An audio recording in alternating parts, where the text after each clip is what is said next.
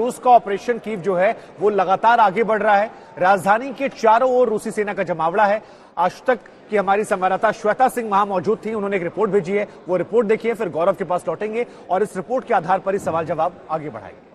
जैसे ही कर्फ्यू होता है आपको शहर में बहुत ज्यादा मूव नहीं कर सकते हैं, तो कीव में ही हूं, लेकिन बस 1 मिनट पहले मैं कीव वापस पहुंची हूं। ब्रोवरी के इलाके में मैं गई थी आज। शशि, वहां की तस्वीरें भी हम दिखाएंगे आज तक पर, लेकिन ये जो ब्रोवरी का इलाका है ना, ऐसे समझिए कि इरपिन हम इतने दिनों से कवर कर रहे हैं, जहां पर जो रूसी सेना है वो आगे बढ़ रही है। रोकने के लिए ब्रिज को तोड़ना पड़ा है।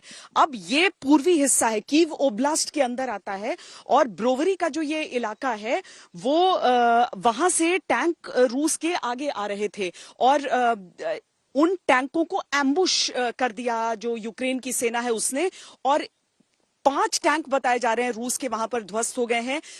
ठीक गोलाबारी की जगह पर जहां से शुरू हो रहा था वहां पर हमें रोका गया, क्योंकि उसके आगे गोले पड़ रहे थे उस समय, तो उसके आगे किसी को भी जाने की इजाजत नहीं थी। जो यूक्रेन के सैनिक है ना, उन्होंने भी जो रेलवे लाइन है, थोड़ी ऊंची पटरी ऊपर से गुजरती है, उसके ऊपर पोजिशन ले रखी थी, वहां तक हम गए थे, लेकिन यूक्रेन के टैंक्स वहां पर खड़े थे। वहां से जवाबी कार्रवाई हो रही थी, और इस जवाबी कार्रवाई में 5 टैंक जिसे मारा गया, जिसे ध्वस्त किया गया था, और एक रेजिमेंटल कमांडर जो कि रूसी सेना का था, वो भी इस आक्रमण में मारने का दावा किया यूक्रेन ने। तो खतरा हर दिशा से अब यूक्रेन के लिए, यूक्रेन की राजधानी कीव के लिए आगे बढ़ रहा है।